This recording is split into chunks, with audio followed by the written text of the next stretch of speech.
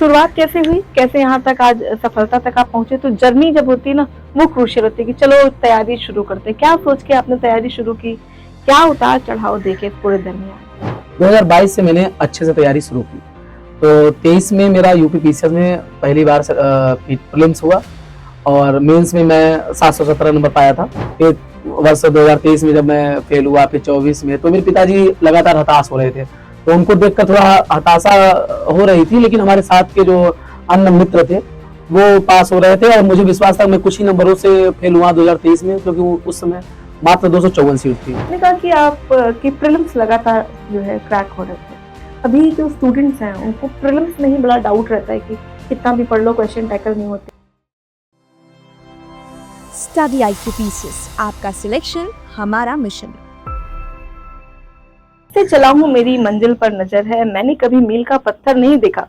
ये फूल मुझे विरासत में नहीं मिले, तुमने मेरा कांटों भरा बिस्तर नहीं देखा।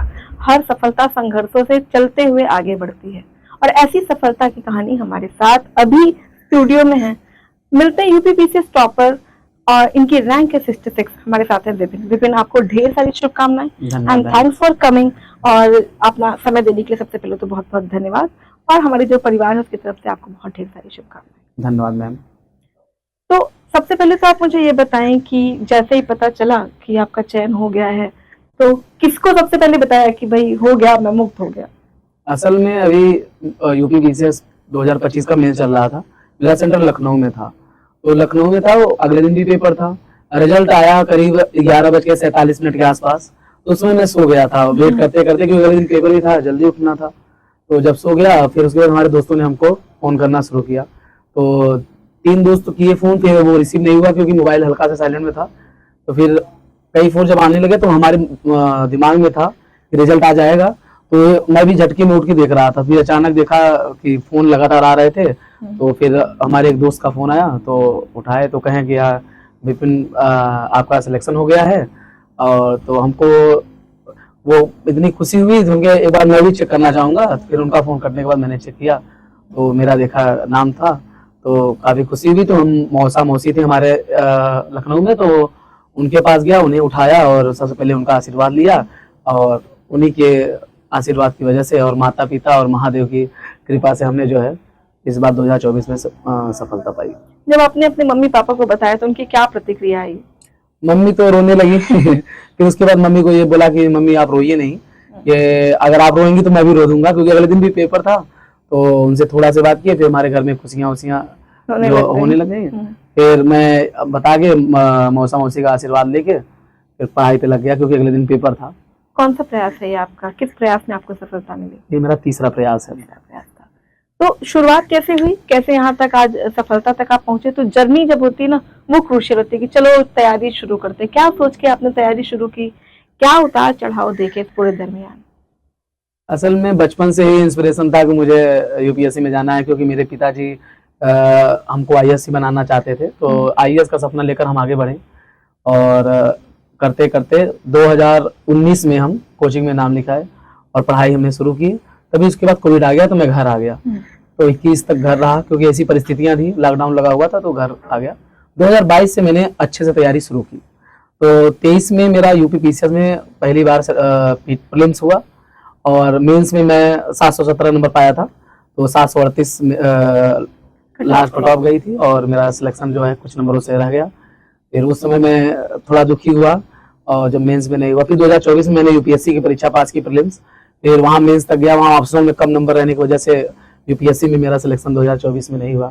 यूपीएससी में फिर आरओ की वजह से जो लीक हुआ था पेपर, उसकी वजह से यूपी पीसीएस 2024 का पेपर लेट हो गया। तो बाद में उसका प्रीलिम्स हुआ तो उसमें भी पास किया। फिर आके मेंस हुआ, फिर अभी इंटरव्यू होने के बाद आखिर में सफलता मिली। इसके अलावा मैं बिहार में अभी प्रीलिम्स पास किया, मेंस पास किया और इंटरव्यू देकर आया हूँ। रिजल्ट आना है 10 अप्रैल के बाद, कभी भी आ सकता है, क्योंकि 10 अप्रैल लास्ट दिन है इंटरव्यू का। तो ये हमारी जर्नी, डाइवर्सिफाई जर्नी है, बहुत उतार चढ़ाव, बहुत सारी चीजें आपने देखने को बताई। तो कभी ऐसा टाइम आया, ऐसा फेज आया जो लगा कि अरे यार छोड़ते हैं ना, कुछ और कर लेते हैं, आराम से रहते हैं? आया मैम, क्योंकि पिताजी हमारे लगातार हमको कह रहे थे, क्योंकि हमने ग्रेजुएशन और इंटर में और हाई स्कूल में ठीक नंबर थे हमारे। तो किसी गांव में कोई और नौकरी पाता था तो बोलते थे यार तुम दिन से अच्छे थे पढ़ने में, उनका हो गया, बताइए तुम्हारा नहीं हो रहा है। फिर वर्ष 2023 में जब मैं फेल हुआ, फिर 24 में, तो मेरे पिताजी लगातार हताश हो रहे थे। तो उनको देखकर थोड़ा हताशा हो रही थी, लेकिन हमारे साथ के जो अन्य मित्र थे वो पास हो रहे थे और मुझे विश्वास था मैं कुछ ही नंबरों से फेल हुआ 2023 में, क्योंकि उस समय मात्र 254 सीट थी। तो मुझे भरोसा था कि मैं आगे सफल हो सकता हूँ। पर यह कि पिताजी जो अन्य लोगों को देखते थे और फिर हमसे बात करते थे, वहाँ थोड़ा सा हताशा महसूस होती थी कि पिताजी सपनों को पूरा करना है किसी भी तरीके से, तो वो मोटिवेशन का भी काम करे और वही मोटिवेशन आखिरकार हमको यहाँ तक ले आई। बेस बिल्डिंग कैसे की विपिन? आपने एनसीईआरटी से शुरुआत की। कहते हैं ना पहले बेस स्ट्रांग होता है तो ही हम आगे अपने पिलर्स बना पाते हैं। बेस बिल्डिंग की शुरुआत कैसे हुई? हमने पॉलिटी जो है लक्ष्मीकांत से शुरू की। वो सब सबसे पहले अगर कोई तैयारी करता है तो लक्ष्मीकांत से ही शुरू करता है, तो हमने पॉलिटी वहाँ से पढ़ी। फिर हिस्ट्री जो है दृष्टि IAS की एक बुक आती है, तो वहाँ से हमने कुछ सोर्स लेके पढ़ाई शुरू की। ऐसे करके बेसिक बनाते हुए हम आगे बढ़े। फिर अपना 60 नोट्स हमने बनाना शुरू किया मेंस के लिए खासकर, क्योंकि प्रीलिम्स मेरा हो रहा था लगातार, तो मैं मेंस पे काम करना चाह रहा था। तो मेंस में मैं हर सब्जेक्ट के शॉर्ट नोट्स बना रखे हैं, तो वहाँ से हमने तैयारी की, फिर उसको पढ़ा, फिर आखिरकार हमें अच्छा नंबर मिला लास्ट में। आपने कहा कि आप की प्रीलिम्स लगातार जो है क्रैक हो रहे थे। अभी जो स्टूडेंट्स हैं उनको प्रीलिम्स में ही बड़ा डाउट रहता है कि कितना भी पढ़ लो क्वेश्चन टैकल नहीं होते। पहला तो ये प्रॉब्लम, दूसरा कितने क्वेश्चन करके आऊँ मैं प्री में कि मेरा हो जाए, तुक्का लगाना चाहिए कि नहीं लगाना चाहिए। तो प्रीलिम्स के लिए आपकी क्या स्ट्रैटेजी थी जिसके बेसिस पे ऐसा था कि आपका प्रीलिम्स निकल जाता था? सबसे पहले ये है कि आप बेसिक पूरा तैयार रखें। जितने भी जैसे पॉलिटी है, पॉलिटी के कुछ बेसिक्स हैं, जैसे कि फंडामेंटल राइट है या DPSP है, इसके बेसिक हमेशा तैयार रखिए। और इसके अलावा घटना चक्र की बुक आती है, उससे आप प्रश्न सॉल्व कर लीजिए। और अगर PYQ लास्ट में PYQ देखकर आप अपनी तैयारी करें और उसी के हिसाब से अपना बुक्स वगैरह बुक्स में टॉपिक्स अपना देख के तैयार करें, क्योंकि PYQ हर बार कहीं न कहीं डायरेक्ट इनडायरेक्ट रिपीट होता ही होता है। तो मेरा सबसे ज्यादा फोकस जो है PYQ पर रहता था, और इसके अलावा जो है मैं घटना चक्र पढ़ता था। बेसिक्स नॉलेज जो है अपने ठीक कर लिए थे, इस वजह से हमको प्रीलिम्स में नंबर कटऑफ से 10-15 नंबर अधिक ही मिलते थे, तो आसानी से मैं क्रैक कर जाता। तो इतना कहना चाहूंगा कि जो नए स्टूडेंट हैं वो घटना चक्र पढ़ लें, फिर अपने बेसिक ठीक कर लें। उसके बाद आप अगर ये दोनों चीजें ठीक करते हैं तो करंट पढ़ के आप आराम से प्रीलिम्स पास कर सकते हैं। और मेहनत जरूर करिए, लगातार 6 से 8 घंटा तक पढ़ने का प्रयास करिए। जैसे विपिन ने कहा कि PYQ यानी पास्ट ईयर के क्वेश्चन को आपको बेस बनाना है, जिससे आपको पहले ही अनुमान लगेगा कि किस तरीके के सवाल आपसे पूछे जा रहे हैं। तो कितने सालों का PYQ एनालिसिस करना चाहिए? मैं 15 सालों का मैं करता हूँ। 15 साल का लेके उसी के अनुसार आप अपना टॉपिक से रिवीजन करिए। आसानी से, मैं समझता हूँ आसानी से हो जाएगा। अगर आप लगातार कंटिन्यूअस तैयारी करते हैं तो आसानी से हो जाएगा। करंट अफेयर्स एक बड़ी दुविधा बनी जा रही है। कितने दिनों का करंट अफेयर पढ़ें, करंट अफेयर को याद कैसे रखें, उसके नोट्स कैसे बनाएं? करंट अफेयर के लिए क्या स्ट्रेटेजी रही?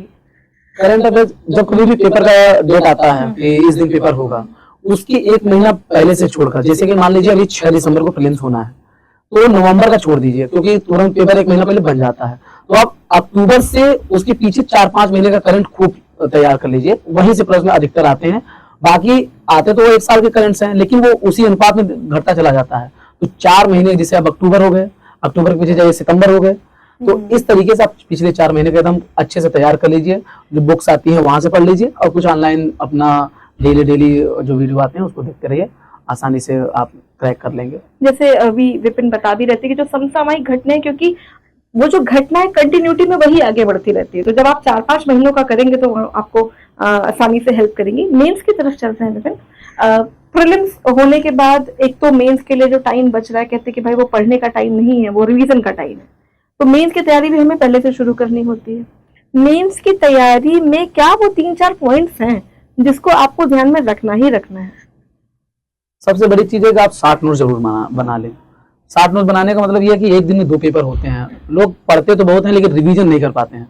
अगर आप रिवीजन नहीं कर पाएंगे तो मेंस की चीजें दिमाग में तो रहती हैं, दिमाग से कॉपी में नहीं जाती है।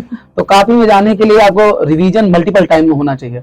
और खासकर जिस दिन आप पेपर देने जा रहे हैं, क्योंकि अब लगातार 4 दिन पेपर होता है, तो उसके 1 दिन पहले के रात में जो है 2-3 घंटे का टाइम मिलता है, और सुबह 1 घंटे का टाइम मिलता है। तो ऐसा नोट्स बनाएं जो 4 घंटे में रिवीजन हो जाए पूरा। वो सबसे बड़ी स्ट्रेटजी है मेंस पास करने की मेरे हिसाब से। तो 60 नोट्स बनाना सबसे पहले महत्वपूर्ण चीज है। इसके अलावा आप पीवाईक्यू वहां भी देखिए, उस पीवाईक्यू के अनुसार अपना नोट्स बनाइए और डेटा के साथ उसको अपडेट करते चलिए। ये 2-3 बातें हैं जिसको ध्यान में रखकर आप अपना नोट्स बना के मेंस में अच्छा कर सकते हैं। जब हम यूपी की बात करते हैं तो यहाँ पे जो स्टेट गवर्नमेंट उनकी बहुत सारी योजनाएं होती हैं, इकोनॉमिक रिव्यू आता है, तो उससे कैसे नोट्स आपने बनाई थी और उसको जो आंसर्स हैं उसमें कैसे इनकॉर्पोरेट किया था? जी मैं बजट और इकोनॉमिक सर्वे पढ़ा था इस बार। बजट इकोनॉमिक सर्वे का शॉर्ट नोट्स बना लिया था कि कृषि में क्या क्या चीजें, खाद्यान्न कितना उत्पादन हुआ और अन्य चीजें से दूध मिल्क का प्रोडक्शन हुआ वो 33.5% है। तो ऐसे करके जो जितने भी डाटा हैं उसको हमने कॉपी में नोट कर लिया था। अब जब आंसर राइटिंग कर रहा था तो 1 घंटा पहले उसी को पढ़ के जाता था और सोचता था डाटा हमारे कॉपी में चला जाए। मेरा सबसे अंतिम लक्ष्य यही रहता था कि जो मैं पढ़ूं वो कॉपी में चली जाए, तो यही प्रयास मेरा रहता था, इसलिए मैं डेटा सबसे लास्ट में पढ़ता था। अच्छा, वो भूलता है क्योंकि भूलता है, बहुत तेजी से भूल जाता है, तो तुरंत पढ़ के तुरंत वो कॉपी में चला जाता है। मीन्स आंसर राइटिंग की जब हम बात करते हैं तो एक जनरल कंफ्यूजन ये होता है कि आंसर को पॉइंटर्स में लिखें या पैराग्राफ में लिखें, कॉलम में डाल दो तो कैसा रहेगा। आंसर राइटिंग को लेकर के जो इतनी दुविधाएं हैं उससे आपने कैसे अपने की जो स्ट्रैटेजी उसको अलग किया कि आप आंसर पॉइंटर्स में लिखेंगे, पैराग्राफ में लिखेंगे या मल्टीपल अप्रोच लेके चलेंगे? ट्यूशन के ऊपर होता है, जैसे प्रश्न जैसे आ रहा है उससे उसका जवाब देना चाहिए मेरे हिसाब से। अगर जैसे कि विशेषताएं पूछ रहा है तो प्रश्न में विशेषताएं में 1, 2, 3, 4 पॉइंट वाइज आप लिखिए, और अगर वो कॉन्सेप्ट पूछ रहे हैं तो कॉन्सेप्ट के हिसाब से आप पैराग्राफ में लिखिए। इसके अलावा मान लीजिए अंतर पूछ रहे हैं कि गरीबी या बेरोजगारी में क्या अंतर है, मैं उदाहरण के तौर पर बता रहा हूँ, तो उस पर लाइन बनाकर लाइन बीच में खींचकर उसका जवाब दे दीजिए। तो सारे प्रश्न जो है प्रश्न के हिसाब से अपना उत्तर लिखना चाहिए मेरे हिसाब से। जीएस के जो चारों पेपर हैं और इसके अलावा जो यूपी के लिए पेपर 5 और 6, हर पेपर के लिए आंसर राइटिंग की डिफरेंट रणनीति आपने अपनाई। कुछ कहते हैं ना कि मसाला तैयार रखो, फिर सब्जी जो भी कहेंगे हम बना के दे देंगे, तो अलग अलग मसाले आपने कैसे बना के रखे? अप्रोच क्या रही हर पेपर को टैकल करने की, क्योंकि हर पेपर की डिमांड बड़ी अलग है। जी, जो जीएस फर्स्ट पेपर होता है इसमें क्या है कि इसमें साधारण लिखना होता है, क्योंकि उससे हिस्ट्री, ज्योग्राफी ये सब होते हैं, तो उसके लिए ये था कि पढ़ूंगा जो अपने नोट्स हैं वहां से मैं चीजें जीएस फर्स्ट और सेकंड में लिखूंगा। हाँ, एक चीज और, जीएस सेकंड में ये है कि हम केस और आर्टिकल का बहुत महत्व है। अगर हम जीएस 2 को टैकल कर रहे हैं तो उसमें आर्टिकल डालें और केस स्टडी डालें, और इसके अलावा जो वाद होते हैं सुप्रीम कोर्ट के केसेस उसको डालें, ये बहुत इंपॉर्टेंट हो जाता है। और पेपर 3 पूरा डेटा का उदाहरण डेटा पर आधारित है, तो डेटा का प्रयोग पेपर 3 में जरूर करें। और एथिक्स में एग्जाम्पल जरूर तैयार रखें, हाँ, और जो एग्जाम्पल हो वो लेटेस्ट हो। जैसे अभी जो भी कहीं के अच्छे डीएम है जो अच्छा काम कर रहे हैं तो उनका उदाहरण वहां जरूर मेंशन करें, और नए उदाहरण देंगे तो अन्य लड़कों से आप अच्छा कर पाएंगे। एथिक्स के लिए ये हमारी स्ट्रेटजी रही। और जीएस 5-6 के लिए ये था कि यूपी की जो योजनाएं हैं, जो आर्थिक समीक्षा है, बजट है, उसके हिसाब से हम जीएस को मिक्स करके फिर वहाँ हम उसको लिखेंगे उसी आधार पर। हाँ, ये स्ट्रेटजी रही हमारी। चलते पर्सनालिटी टेस्ट की तरफ लेकिन जो बिगिनर्स होते हैं उनके लिए तो फैसिनेटिंग होता ही है कि पर्सनालिटी टेस्ट में कैसा होता होगा, कितना पूछते होंगे, क्या करते होंगे। और जो कई ऐसे भी लोग हैं जो इंटरव्यू से ही बाहर हो रहे हैं, दोनों को लेके आप क्या मैसेज देना चाहेंगे कि इंटरव्यू के लेके जो एक फैंटेसी बनी हुई है, इंटरव्यू है क्या, बेसिकली पर्सनालिटी टेस्ट आपसे क्या उम्मीद करती है? इंटरव्यू कहते हैं कि ये इंटर और व्यू से बना हुआ है कि आपके आंतरिक चीजों को बाहर निकालने का एक तरीका है। तो मैं भी जब पहली बार मॉक देने गया था तो थोड़ा सा डर गया था। तो मेरा ये कहना है इसमें बिल्कुल डरने की जरूरत नहीं है। वो अगर आप इंटरव्यू देने जा रहे हैं तो आप ही से संबंधित सारी चीजें आपसे पूछी जाएंगी। तो जीवन में आपने जो जो किया है उसके पीछे एक स्पष्टीकरण रखना चाहिए, क्योंकि आप प्रशासन में जा रहे हैं, कोई भी कार्य करेंगे तो उसमें पूछा जाएगा कि आपने ऐसा कार्य क्यों किया, या आपके पास एक ठोस कारण होना चाहिए। तो वही चीज इंटरव्यू में होता है, आपके जीवन से संबंधित, आपने जो जहां से पढ़ाई की है उससे संबंधित प्रश्न पूछे जाते हैं, उसका आप बेहतरीन स्पष्टीकरण आपके पास होना चाहिए और घबराना बिल्कुल नहीं चाहिए। करंट इशू को थोड़ा ध्यान में रखकर और उनके सवालों को टैकल करना चाहिए। बाकी हमें नहीं लगता है कि इंटरव्यू में उसके बाद डरा नहीं, क्योंकि इसके पहले मैं बिहार का 1 महीना इंटरव्यू की तैयारी किया था। 5 फरवरी को मेरा जो है इंटरव्यू था बिहार में, तो जनवरी से हमने शुरू कर दिया था पढ़ाई इंटरव्यू के लिए। तो शुरू में मैं डरा बीपीएससी में जब मॉक देने जा रहा था, तो उसके बाद धीरे धीरे प्रैक्टिस हमारी बिहार में हो गई। तो 5 फरवरी को मेरा इंटरव्यू था, तो 4 फरवरी की रात को रिजल्ट आया यूपीपीसीएस का। तो अगले दिन मेरा जस्ट इंटरव्यू था, तो वहाँ हालांकि इसका भी कुछ लाभ हमको बीपीएससी के इंटरव्यू में मिला। फिर वहीं से हमको डर वहां से हमारे लिए खत्म हो चुका था। फिर जाके हमारा 28 फरवरी को इंटरव्यू था। तो हमें लगता है फिर डर पूरी तरीके से खत्म हो गया। मैं 9 मॉक दिया था, 9 मॉक में एकदम क्लियर आता था, बिना कभी कभी तो बिना पढ़े चला जाता था और अच्छा करके आता था। हमारा ऑप्शनल जो है यूपीएससी में फिलोसफी था, तो फिलोसफी से प्रश्न ग्रेजुएशन में भी था, तो वहां से भी प्रश्न पूछते थे, तो ठीक कर गया कुल मिला के। तो मैं यही कहना चाहता हूँ, इंटरव्यू के लिए घबराए नहीं। आप करंट के इशू को ध्यान में रखें और अपने बारे में, अपने जीवन से संबंधित, अपने पढ़ाई से संबंधित जो डेटा होते हैं उस पर काम कर लीजिए और निडर होकर जाइए, कॉन्फिडेंस के साथ जाइए। नहीं आ रहा तो सॉरी बोलिए और अब अच्छा करेंगे, मेरा मानना है। बहुत अच्छी एक बात इन्होंने कही, इंटरव्यू मतलब इंटर और व्यू, आपस में व्यू मतलब देखना ही इंटरव्यू है, आपके अंदर की चीजों को बाहर निकालना इंटरव्यू। Very well said. आपके पर्सनालिटी टेस्ट में किस तरह के क्वेश्चंस उठाए गए, क्या क्या पूछा गया आपसे? मेरा ग्रेजुएशन में फिलोसफी था, तो फिलोसफी से संबंधित कुछ सिद्धांत पूछे गए, जैसे सांख्य दर्शन के विषय में पूछा गया, अद्वैत वेदांत के विषय में सवाल थे। इसके अलावा मेरा जो हॉबी थी योगा थी, तो उन्होंने पूछा कि आप कौन सा योगा सुबह करके आए हुए, हमने बताया, तो उन्होंने उससे फायदे पूछ लिए कि इसके क्या फायदे हैं।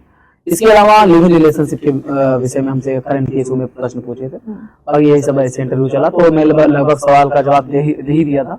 कुछ क्वेश्चन हमने एक आध क्वेश्चन में सॉरी बोले थे और उन्होंने गुड कहते हुए आगे बढ़ाया था, तो हमें कॉन्फिडेंस था कि हमें लगता है कि इंटरव्यू मेरा सही गया है। कॉन्फिडेंस की आपने बात की, कहते हैं कि confidence is the key to success. तो कहीं कहीं कॉन्फिडेंस और ओवर कॉन्फिडेंस थोड़ा थिन लाइन है। मैं कर सकता हूँ, ये मेरा विश्वास है, मैं ही कर सकता हूँ, मेरा अति विश्वास है। तो ऐसे समय में मैं अति विश्वास से कैसे बचूं? देखिए, आत्मविश्वास तैयारी के साथ आता है। अगर आपने अच्छे से तैयारी की है तो आपका आत्मविश्वास जो होता है ओवर कॉन्फिडेंस में तब्दील नहीं होगा। तो मेरा मानना है कि बेहतरीन मेहनत करिए, क्योंकि मेहनत करने से क्या होता है, व्यक्ति जो है गंभीर बनता है, उसके अंदर जो है कि एक लगन का भाव आ जाता है, उसके साथ वो तैयारी करता है, वो ओवर कॉन्फिडेंस में नहीं लगता है कि वो बदल पाता है।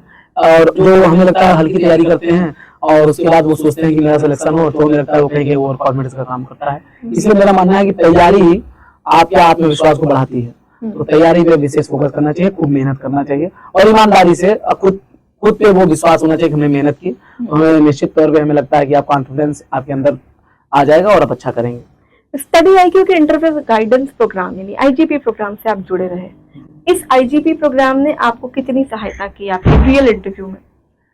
सहायता की, उसी से प्रश्न आया मेरा वहाँ। अच्छा। क्योंकि वो फिलोसफी के प्रश्न यहाँ भी पूछे गए हमसे और वहाँ भी भैया लिविंग रिलेशनशिप के विषय में और कहीं साथ पूछा गया था। तो मेरे जो इंटरव्यू मेरा हुआ उसमें सब मॉक से ही प्रश्न थे, खासकर स्टडी आईक्यू का विशेष योगदान रहा, क्योंकि यहाँ हमारे ग्रेजुएशन के सब्जेक्ट से प्रश्न पूछे गए थे, वही वहाँ भी पूछा गया। तो हमें लगता है कि तैयारी का मॉक का काफी योगदान रहा है हमारे इंटरव्यू में। इंटरव्यू गाइडेंस प्रोग्राम में जब आप थे, मॉक आपका चल रहा था, तो क्या कोई ऐसा वाकया आपके साथ हुआ या कोई ऐसा क्वेश्चन पूछा गया या कोई ऐसा पल बीता कि जिसने आपको रियल इंटरव्यू में भी याद है कि अरे ये तो मैं जी चुका हूँ या ऐसा प्रश्न मेरे सामने आ चुका है? जी मैम, जैसे मैं पहले ही बताया कि मेरा ग्रेजुएशन फिलोसफी था, तो फिलोसफी से प्रश्न पूछे गए थे, ठीक वही प्रश्न वहाँ भी। अच्छा। तो इसका ये फायदा मिला हमको डायरेक्ट वहाँ की, हाँ ये प्रश्न हमसे मॉक में पूछा गया था। हालांकि शायद लिविंग रिलेशनशिप से वहाँ पूछा गया, वो यहाँ नहीं पूछा गया था, कहीं और मॉक में था। अगली स्टडी आईक्यू से जो सब्जेक्ट के प्रश्न थे वो वहाँ मैच किए। अभी आपका सिलेक्शन हो चुका है, अब तो जीवन में आगे बढ़ना है। अब आप अपने जीवन को कितना संतुष्ट मानते हैं, फुलफिल्ड मान रहे हैं कि हाँ मैंने अपना सपना पूरा कर लिया, या अभी कुछ कर चुके हैं और कुछ करना बाकी है? जैसा मैं पहले बताया था कि हमको आईएएस बनना था, बचपन में इंस्पिरेशन था, और हालांकि मैं तैयारी आईएएस की कर रहा था और यूपीपीसीएस का मैं नहीं दे रहा था शुरू में, लेकिन बाद में वही बता रहे थे कि हमारे पिताजी थोड़ा हताश हो गए थे। तो वहां से ये हुआ कि उनको लगा था कि शायद नौकरी नहीं लगेगी क्या इस टाइप का, क्योंकि कोई लेखपाल बन जा रहा था, कोई ऐसे बन जा रहे थे, तो उनको टेंशन हो जा रही थी कि आपसे आप पढ़ने में कमजोर है और उनका हो गया और आपका नहीं हो रहा है। तो उनसे ये हुआ कि पहले हम दिमाग में मेरे आया कि पहले मैं कहीं अब जॉब ले लेता हूँ, इसलिए हमने बीपीएससी भरना शुरू किया, यूपीपीसीएस करना शुरू किया। तो वहां से फिर अभी हमको आईएएस बनना है, क्योंकि मेरा अपना सपना है। अभी इससे ये हुआ कि मेरे माँ बाप को थोड़ा संतुष्टि मिल गई, मेरे घर परिवार को ये हो गई कि जॉब मिल गई है। तो हमारे पास अभी 4 अटेम्प्ट बचे हैं। निश्चित तौर पर मैं आगे अच्छे तैयारी के साथ कदम रखने का प्रयास करूंगा यूपी। मतलब अभी इन्होंने सिर्फ एक पड़ाव अचीव किया, अभी बहुत आगे जाना है। आपका जो टारगेट है, मतलब कहते हैं कि भाई ब्यूरोक्रेट बनने के पीछे मेरा ये सपना है कि मैं इस दिशा में रिफॉर्म लाना चाहता हूँ, क्या आप ऐसा कोई टारगेट इधर लेके चलते हैं?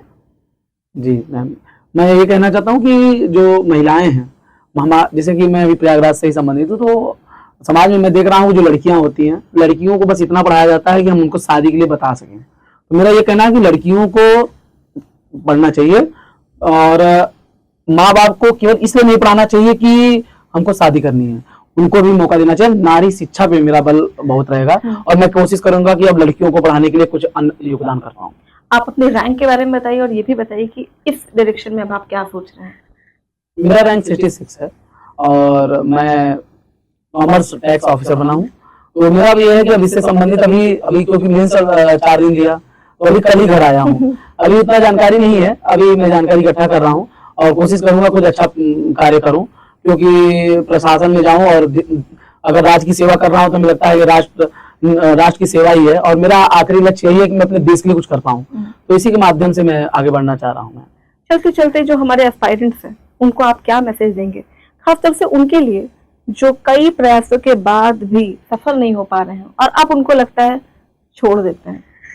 मेरा मानना है कि असफलता ही सफलता की कुंजी है और मैं 2023 में फेल हुआ तो कमरे में बंद होकर रोया, फिर वहां से उठा, 24 में फेल हुआ तो वहां रोया, तो हताश हुआ। तो मैं समझता हूँ अगर आप मेहनत करेंगे तो निश्चित तौर पर आपको सफलता मिलेगी, लेकिन आप जब कभी फेल होइए तो उसको दिल पे रख के कि हाँ हम फेल हुए हैं, तो उसको मजबूत पक्ष बना के आगे बढ़िए और निश्चित तौर पर हमें लगता है आज नहीं कल तो आपको सफलता मिलेगी, क्योंकि बहुत सारे रास्ते हैं। जैसे केवल यूपीएससी नहीं है, यूपीपीसीएस है, आप बीपीएससी का दीजिए, यहाँ का दीजिए, यूपीपीसीएस का दीजिए, अन्य स्टेट में भी होते हैं। तो जहां तक हो सके देते रहिए और आपको सफलता निश्चित तौर पे मिलेगी। हताश बिल्कुल मत होइए। अब यहाँ से हमको ये लगा कि मेहनत का फल कहीं ना कहीं मिलता ही मिलता है, तो मैंने ये महसूस किया क्योंकि मैं भी हताश हो गया था।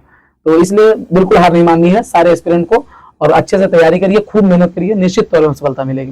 मैं तो जैसा विपिन ने कहा, बड़ी अच्छी लाइन है, असफलता ही सफलता की कुंजी है। गिरते गिरते ही आप समझ पाएंगे कि भाई उठने का जो मजा है वो कैसा होता है। और आई थिंक कि अभी इनसे बेहतर कौन समझ पा रहा होगा कि जो है अब जो सफलता इतने प्रयासों के बाद और इतना संघर्षों के बाद हमें मिलती है तो सफलता की कीमत क्या है।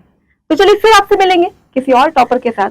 आप सबकी तरफ से और हम सबकी तरफ से विपिन आपको खूब ढेर सारी शुभकामनाएं। आप जीवन में और तरक्की करें और आगे बढ़े। Thank you so much for the time, thank you so much